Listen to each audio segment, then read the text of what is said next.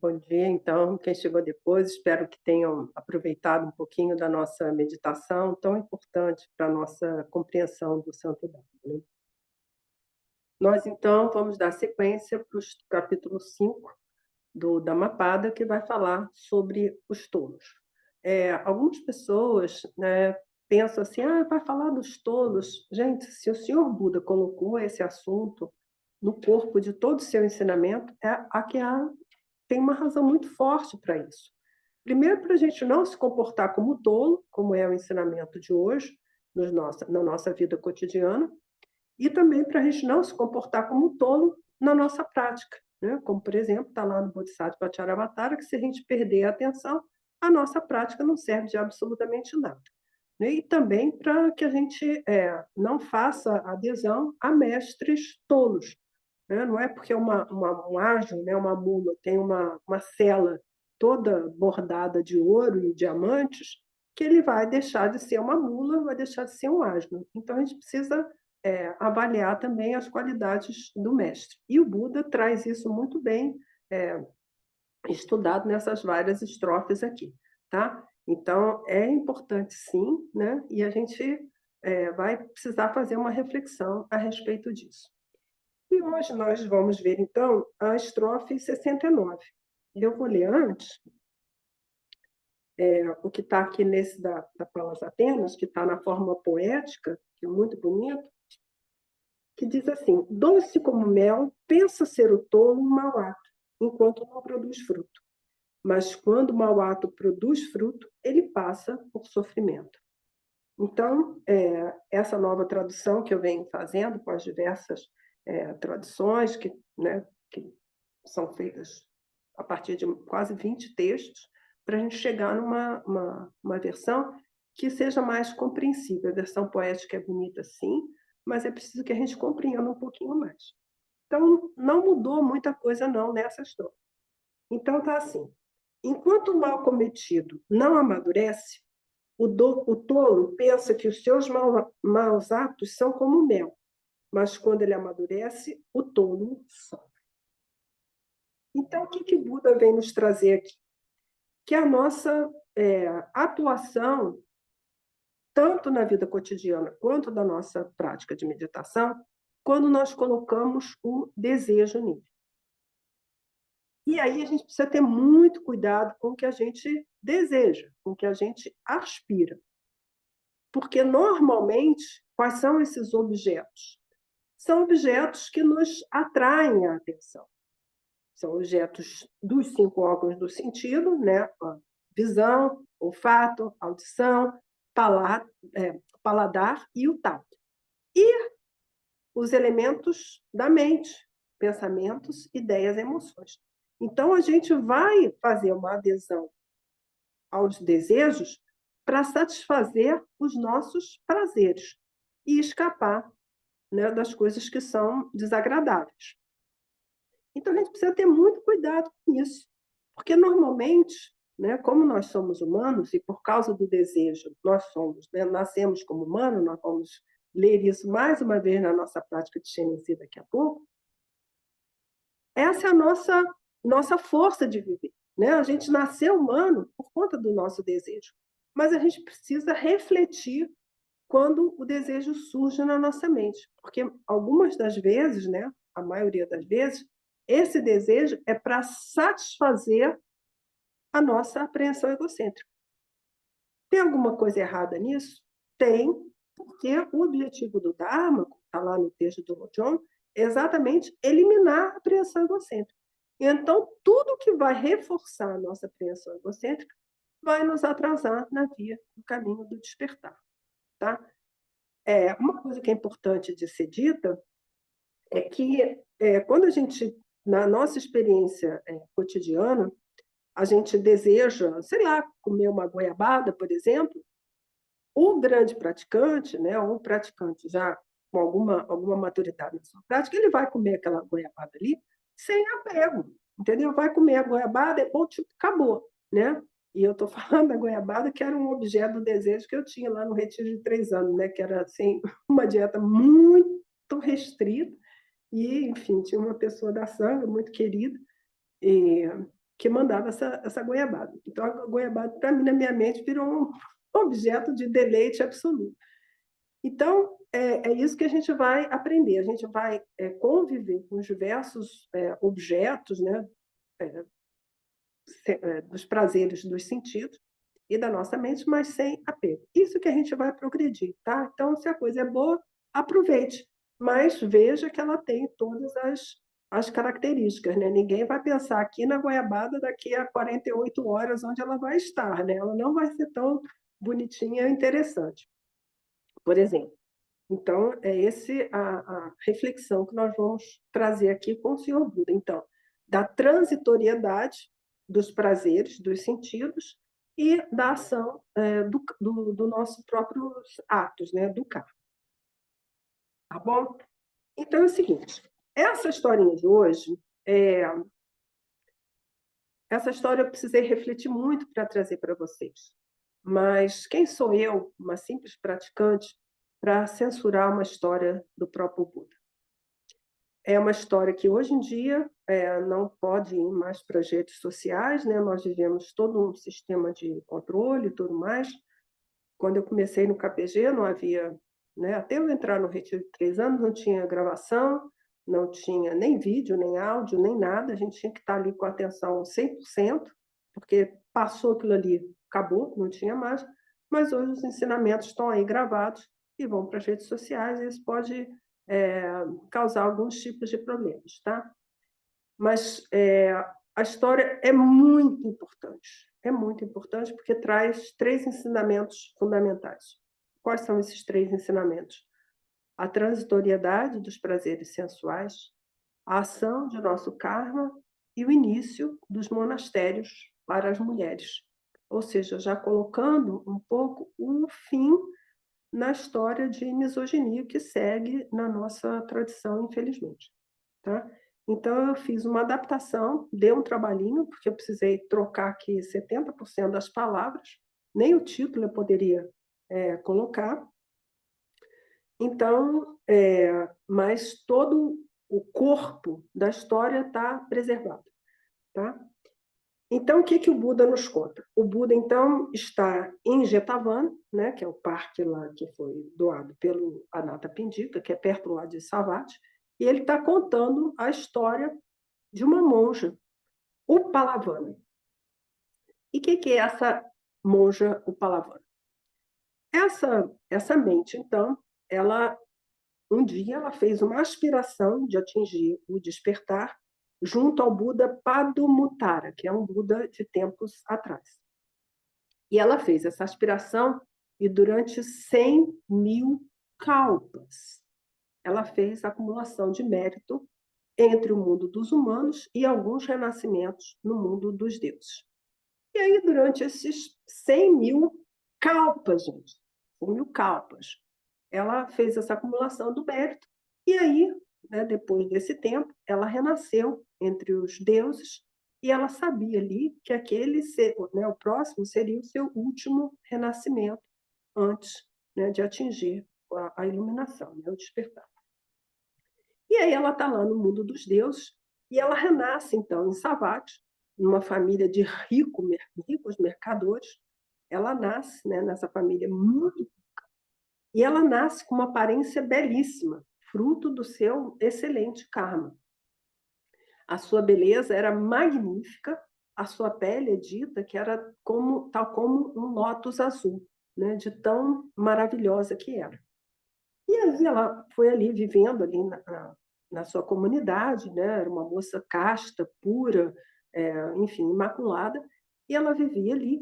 E aí chegou lá na idade de casar. O texto não menciona a idade, mas a gente sabe que essas meninas, essa idade de casar era bem mais jovem do que hoje, né? Então ela chegou na idade de casar, e aí os pretendentes todos ali de Savatthi, Savatthi é uma cidade grande, começaram falando, olha, eu quero essa mulher, né? Uma mulher maravilhosa, pura, maravilhosa, tudo de bom. Todo mundo quis. Olha, o desejo aí. E aí o pai falou assim, mas como é que eu vou fazer, né? Todo mundo vai querer, eu não vou poder satisfazer todo mundo aqui, porque não tem como. E aí ele falou assim: "Olha, eu vou criar uma dificuldade. Eu vou falar que ela vai ser monja, e aí eu quero ver quem que vai continuar nessa empreitada". Mas antes ele foi lá conversar com a filha dele. Falou: "Minha filha, olha, está acontecendo isso e tal, tem muitos pretendentes, né, com dotes maravilhosos e tal, mas, nós precisamos criar um critério de seleção aí. Então eu, né, vou, promulgar, né, que, você vai se tornar monja e tal, e aí eu quero ver quem vai ficar". E aí ela foi refletir sobre isso. Ela sabia que aquele ali era o último renascimento dela, né, no qual ela atingiria o despertar. E aí ela pensou e falou: "Não, então tá bom, é isso mesmo, né, eu estou aqui para isso, eu vou me tornar monja". E aí foi lá, falou com o pai: "Não, então tá certo, então vamos lá falar lá no monastério, né, que é onde o Buda vivia, vamos lá falar com ele, ver se você pode entrar na sanga". E aí eles foram lá e ela foi aceita, lá na sanga. E aí conviveu ali, mas ela não podia morar ali, né, gente, porque, enfim, era uma mulher, não podia conviver lá no meio da sanga, dos homens. Então ela ficou, né, meio em casa, meio lá no monastério, tal. E um dia ela entrou na sala, uma sala lá do monastério que chamava a Sala do Reconhecimento das Faltas. E havia lá uma pequena lamparina. E ela, olhou para aquela pequena lamparina ali, se concentrou na chama. E aí, com aquela, meditação dela, ela entrou em estados, de absorção meditativa elevadíssimo e atingiu o estado de arhat, com todos os poderes supranormais, ou seja, um arhat plenamente desenvolvido. E aí ela falou: "Bom, e agora, né? Eu sou um arhat", né, eu estou brincando, né, mas enfim. Que eu vou fazer, né? Eu não posso ficar aqui, né? Porque só tem homens, né? A maioria são homens e tal, as mulheres não residem aqui. E eu, né, estou na minha vida, né, espiritual. E aí ela falou: "Bom, então eu vou aqui, porque tem uma floresta aqui perto, eu vou montar uma cabana lá para mim e vou morar lá nessa cabana, né? Seguir com, né, com a minha vida nessa cabana, isolada das pessoas, como é tradição, né? No budismo, o isolamento mesmo". Aí ela foi lá, né, não se esqueçam que ela era uma pessoa de recursos, construiu lá essa cabana para ela, tinha cama e tudo, tá. Mas um primo dela, chamado Ananda, não se conformou com a história, né, dela se isolar, dela virar monja, que é algo que o pai dela queria criar uma dificuldade lá. Ele não se conformou, ele falou: "Eu quero essa mulher para mim". Entendeu? E saiu procurando onde ela estava, procurou no monastério, procurou em tudo e tal. E aí foi seguindo as pistas e descobriu que ela estava na tal da floresta lá. E aí foi procurando, procurando, viu, né, a cabana dela, esperou ela sair, porque ela ia mendigar os alimentos lá em Savatthi, esperou e se escondeu lá na tal da cabana. Aí, quando ela chegou, né, já era de noite, né, já não tinha iluminação, mais nada. Ela não viu, né, que ele estava lá dentro. E aí ele lançou-se sobre ela com arrogância, violência e desrespeito. E aí, né, como fez correr o sangue de um Buda, ele caiu na categoria dos 5 atos de retribuição imediata e renasceu imediatamente nos infernos. E aí houve aquela cena toda, ela foi lá no monastério falar lá com o Buda o que tinha acontecido. E aí o Buda, então, deu um ensinamento. O tolo, qualquer que seja, homem ou mulher, monge ou laico, que cometa um ato negativo, mesmo que tenha alegria e felicidade, muito prazer e deleite, é como aquele que come mel ou uma substância doce. E aí, então, ele enuncia essa estrofe, que é essa estrofe de hoje, né? Nos mostrando a consequência dos nossos atos e a transitoriedade dos nossos prazeres. E aí, depois, os monges, né, ficaram lá discutindo a história, porque todo mundo soube da história, o que tinha acontecido e tal. Uma cena muito terrível, né? pobre do rapaz lá, apaixonadíssimo, né? Renasceu no inferno de Avid.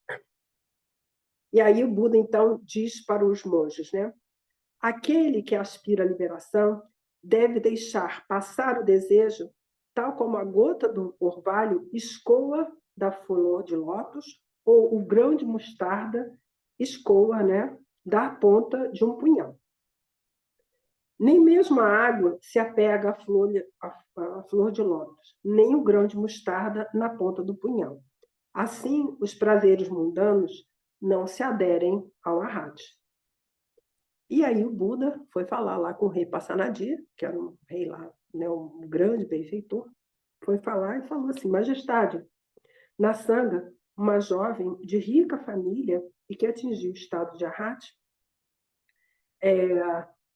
foi residir na floresta e um jovem a tratou com desrespeito, arrogância e violência. Portanto, um monastério de monges precisa ser construído na cidade.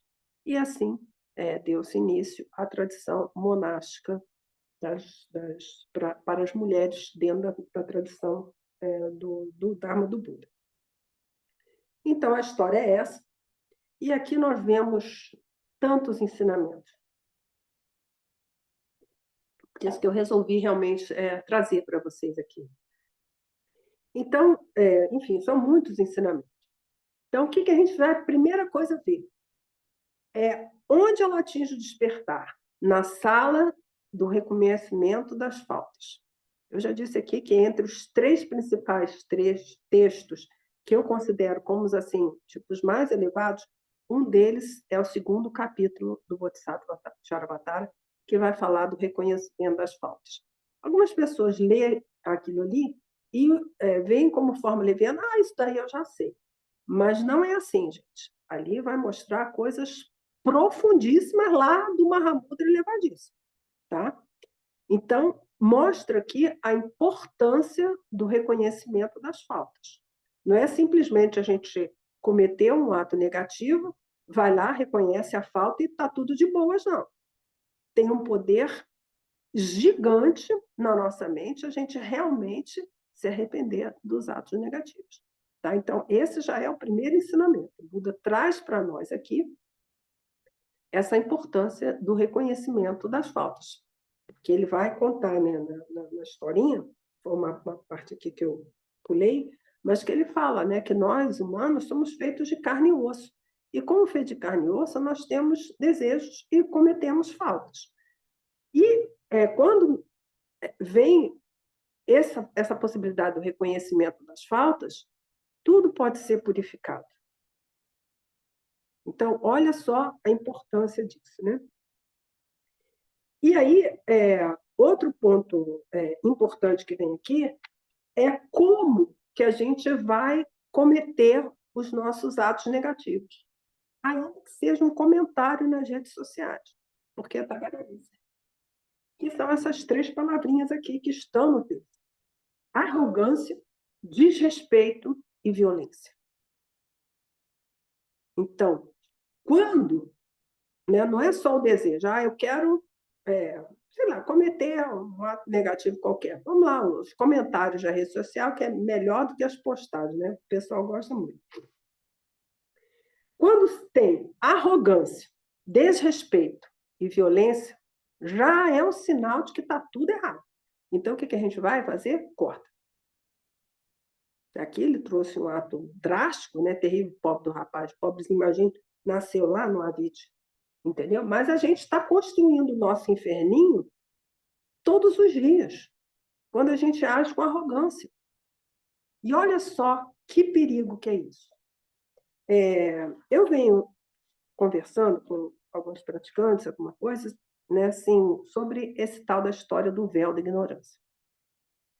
Que véu, para a gente, o que é? O véu, né, que usam nas diversas religiões, é uma coisa assim meio esvoaçante, né? Meio véu, o véu da ignorância. Aí a gente cai na falácia de achar assim, porque o véu da ignorância, como se fosse uma coisa fácil. Não é, pessoas. Não é. Tá? Hoje eu vejo, né, conversando com pessoas praticantes ou não do budismo, ou sei lá o quê, que é como uma caixa de chumbo. Sabe aqueles caixões que botam lá no corpo radioativo, não sei o quê, para não contaminar o meio ambiente? É tipo um negócio desse.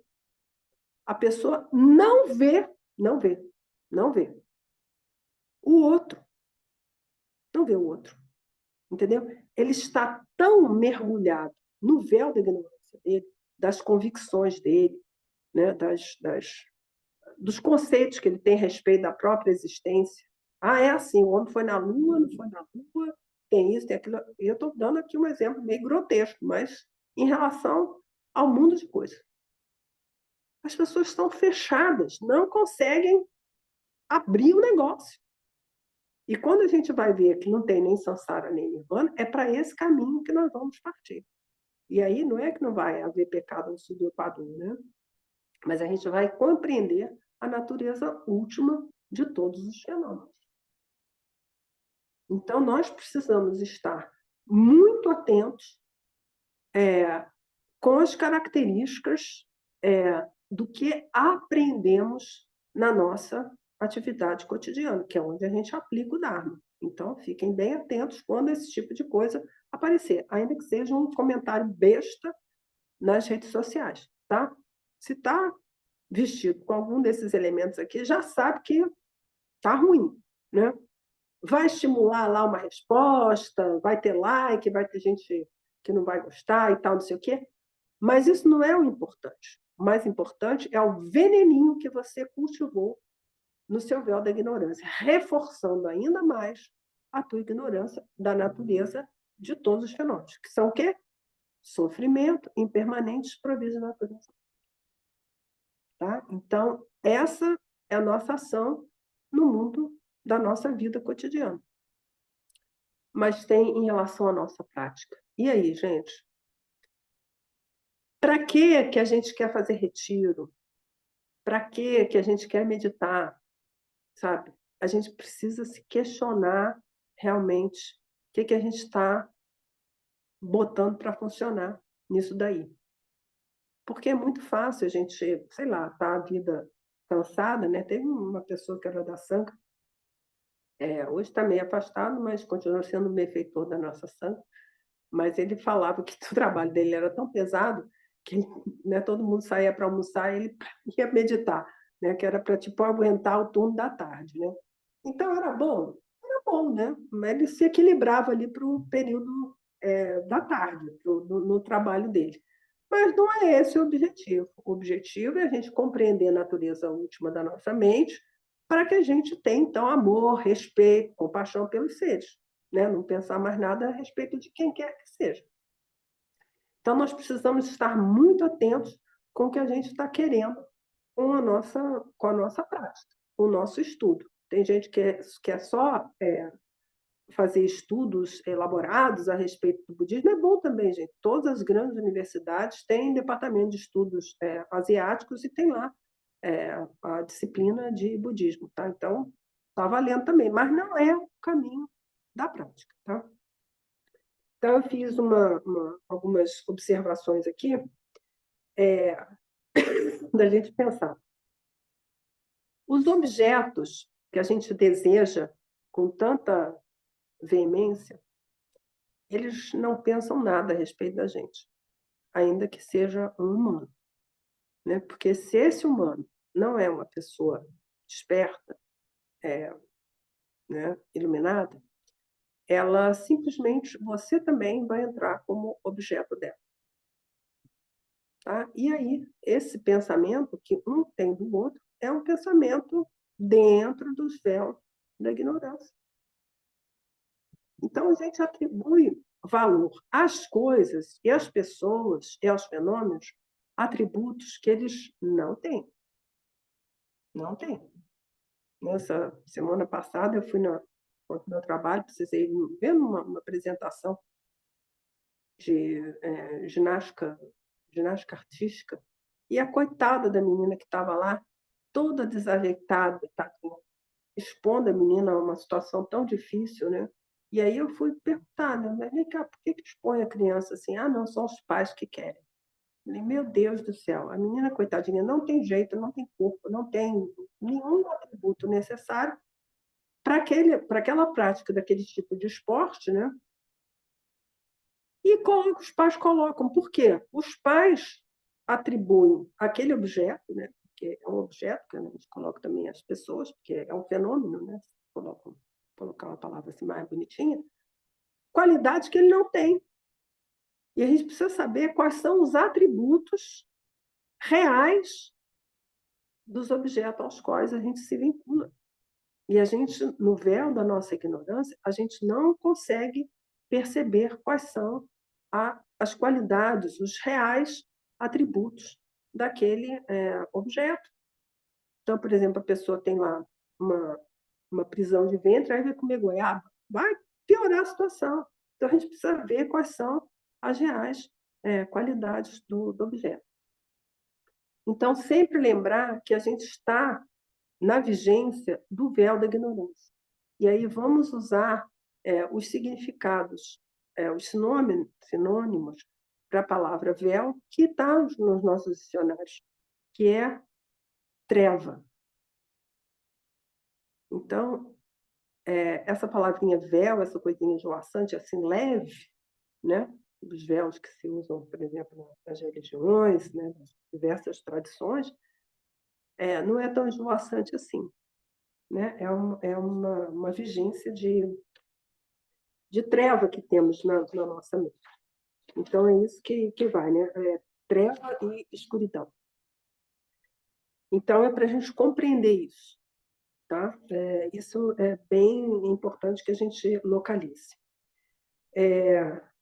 Outra coisa que é importante é que quando nós estamos nessa busca dos nossos desejos, a gente está olhando para fora, né? E para fora aqui eu coloco os objetos mentais também, tá? Porque a gente não está lá no Mahamudra, a gente está só confabulando lá com os nossos pensamentos, pensando no passado, pensando no futuro, pensando em coisas que não são daqui, desse momento, aqui agora, presente, a gente está pensando na coisa que está acontecendo lá do outro lado da cidade, no outro lado do planeta.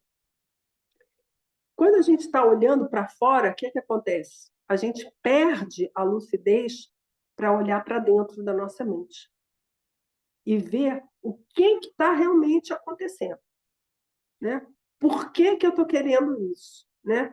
Que desejo que eu estou satisfazendo aqui? E de que sofrimento eu estou querendo me afastar? Então, esse é um grande dano provocado pelo prazer, porque a gente se afasta do nosso caminho da lucidez. Como eu disse aqui, não é porque todo mundo vai sair assim, o que eu vou fazer? Vou viver numa caverna, tal, afastado. Não, gente. Aproveita aquele instante ali e sabe que aquilo ali é transitório. Né? O prazer é absolutamente fugaz e não traz benefícios a longo prazo no nosso caminho do despertar. Mas, como disse o próprio Buda, nós somos feitos de carne e osso, como ele mesmo fala no texto, né, dessa história, então a gente tem esse desejo. Mas nós precisamos tomar muito cuidado com isso e olhar para a nossa mente quando a gente está querendo alguma coisa. Outra coisa importante que eu trouxe aqui é que esses desejos que surgem na nossa mente, eles podem vir de uma construção não necessariamente tão consciente, que a gente sabe exatamente, eu estou desejando isso para ter aquilo outro. Alguns desses desejos, eles estão vinculados ao nosso karma mais profundo, vindos de uma tendência desta vida ou de uma vida passada. Então, não necessariamente esses desejos e suas implicações e seu corpo de emoções envolvidas vão ser claros para a gente. Então, nós precisamos treinar na nossa meditação de calma mental para identificar esses diversos elementos que surgem na mente no início, né, com essas emoções mais grosseiras, com essas que a gente consegue ver já hoje, mas a gente se preparar para essas emoções mais inconscientes, que é a corrente subjacente, que quem já pratica meditação sabe do que eu estou falando aqui, que está ligada à nossa memória, nossas tendências, nossos hábitos dessa ou de vidas passadas.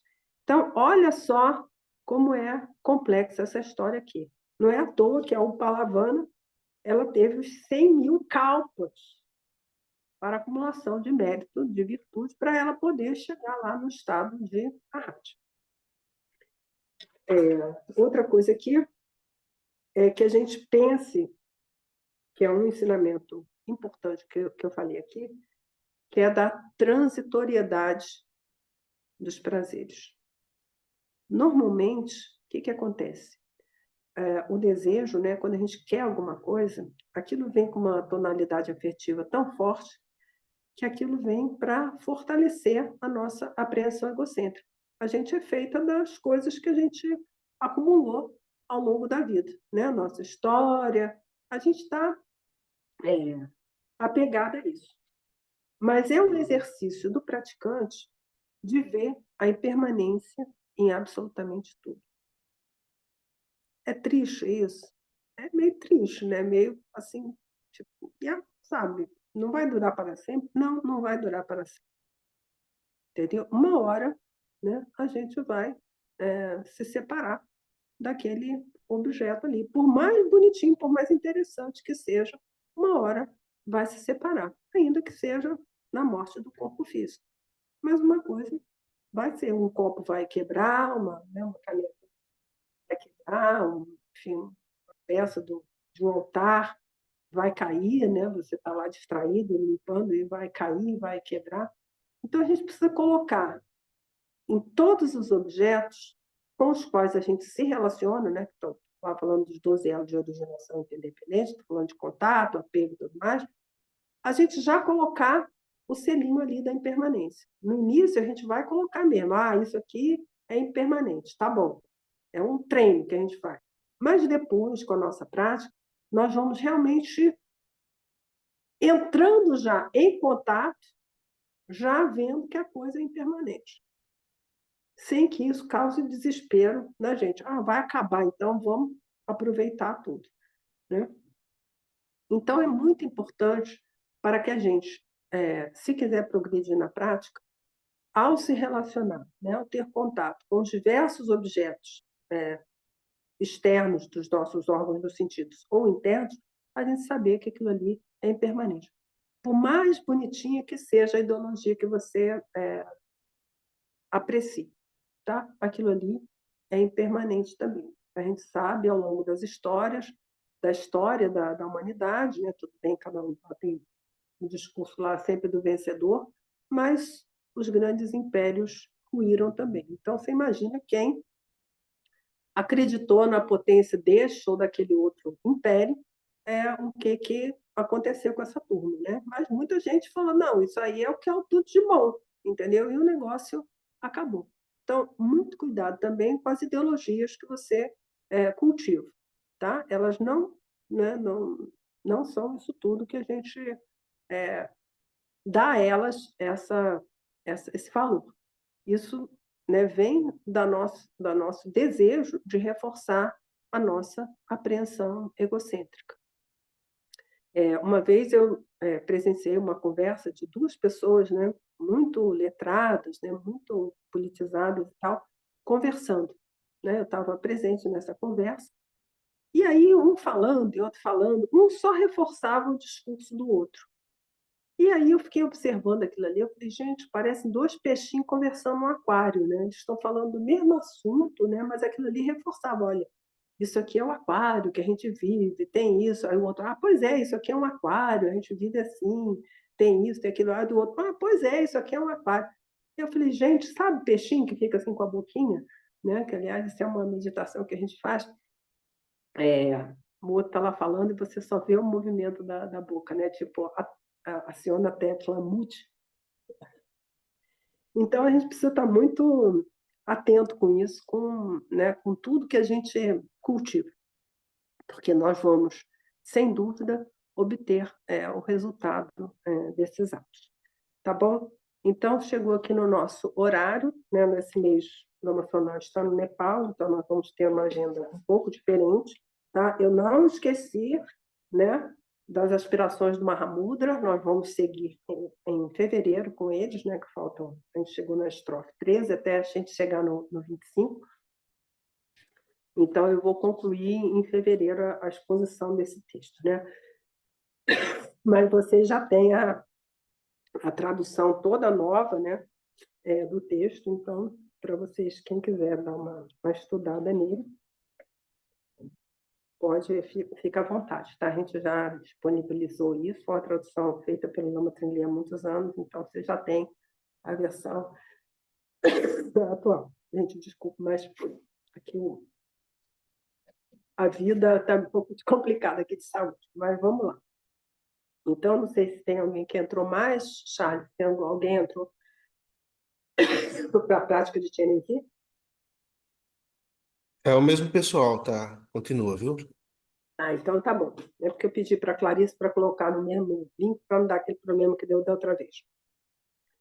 Então, o que é importante aqui a gente saber? Gente, a meditação de TNZ é uma meditação, tá? Primeira coisa, não é um santo que vai achar a gente engraçadinho, porque a gente vai fazer essa ou aquela outra prática. Não. Então, nós vamos igualmente colocar o nosso corpo, como aquelas instruções que eu dei aqui no começo, né? Coloca ombros para trás e para baixo, retrai a garganta. E o suporte, né? Qual é o suporte? O texto e as visualizações, que a gente vai construir, querer, e depois vai dissolver, tá bom? Então, é uma meditação, só que é uma meditação com um suporte diferente da pedrinha, enfim, do que quer cada um escolheu aí, tá bom? Então, nós vamos fazer em português, como eu prefiro fazer com as pessoas, porque eu imagino que nenhum de vocês seja fluente no tibetano, né? Então, não tem por que a gente fazer uma língua que a gente desconhece, tá bom? Então, é a mesma coisa, né? A gente vai fazer a prática curta de Chenenzi. Então, realmente, apliquem-se, né? Porque é uma bênção a gente ter esses textos da nossa tradição vajrayana, que é por isso que a gente consegue atingir o despertar em uma só vida, porque a gente vai passar aqui uma meia hora fazendo uma meditação que é leve de fazer,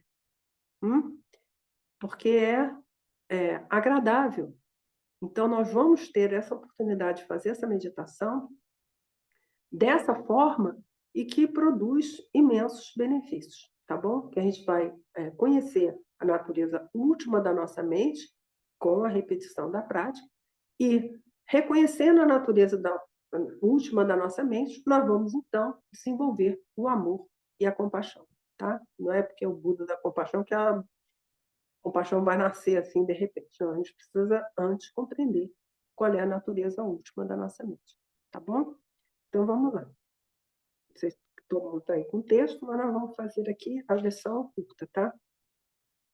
No Buda, no Dharma e na sublime Assembleia, eu tomo refúgio até o despertar.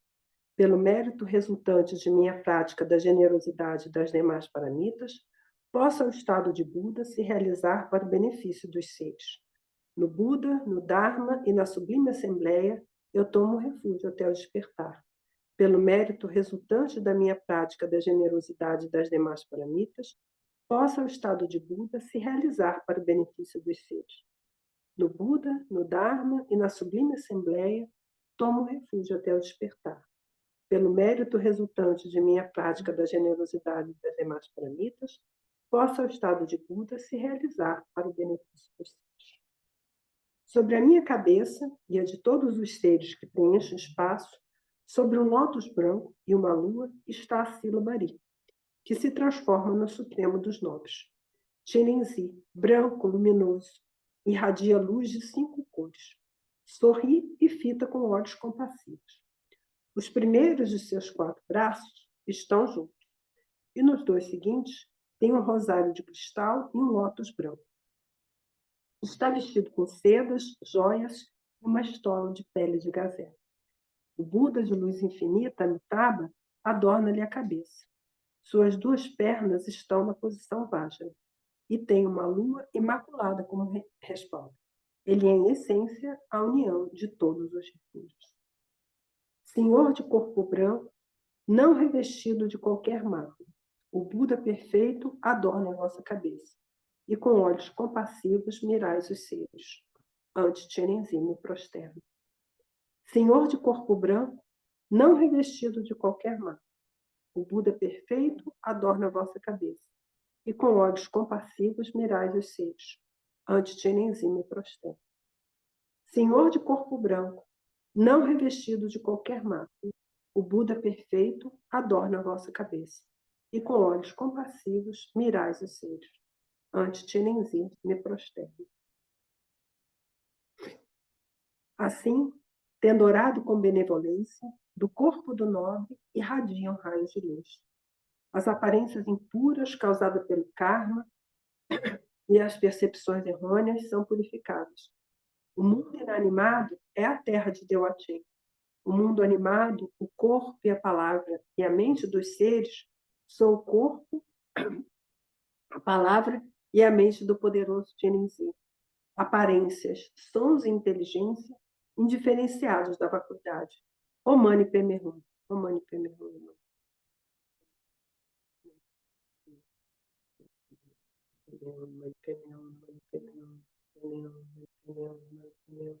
O Mani Padme Hum.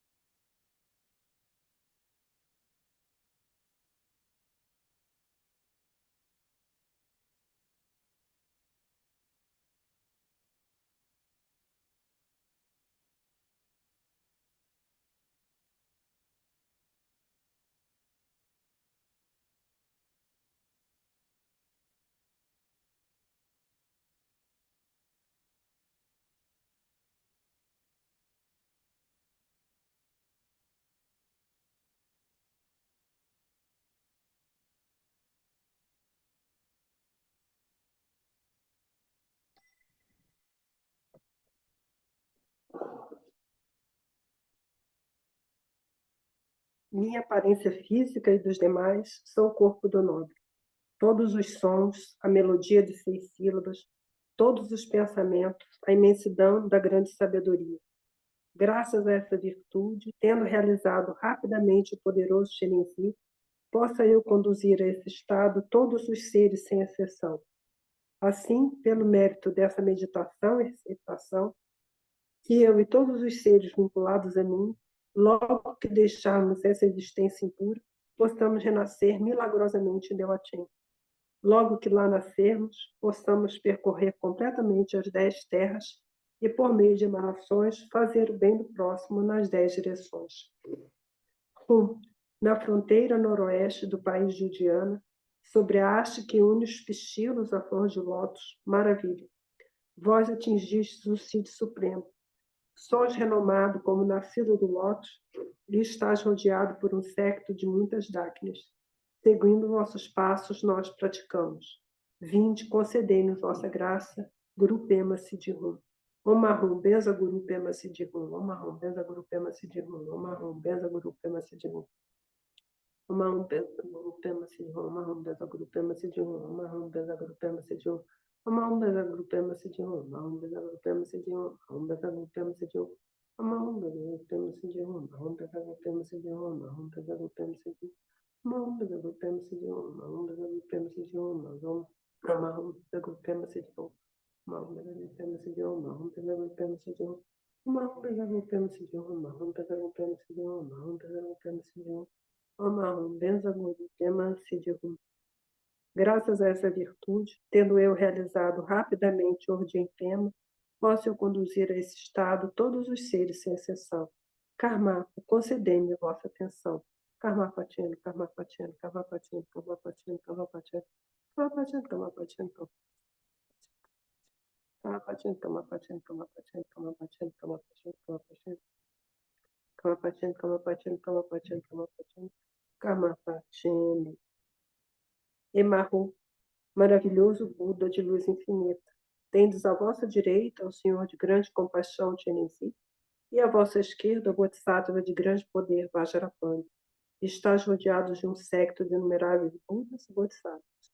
A felicidade e bem-aventurança, maravilhosas e incomensuráveis nessa terra pura chamada Devati. Imediatamente, quando eu deixar essa vida, sem interrupção de um outro nascimento, posso ir lá nascer e ver a face de luz infinita. Budas e Bodhisattvas das 10 direções, concedei-me vossa graça para que essa minha prece de aspiração possa realizar-se sem obstáculos. Teyata pensadria ao abodani sorra. Nesse paraíso rodeado de montanhas nevadas, vós sois a fonte de todo benefício e toda felicidade. Chenenzi poderoso, Tenzin Gyatso, possam vossos pés permanecerem firmes nesse mundo até o esgotamento do ciclo das existências. Karmapa, compaixão encarnada de todos os vitoriosos. Karmapa, atividade reunida de todos os vitoriosos.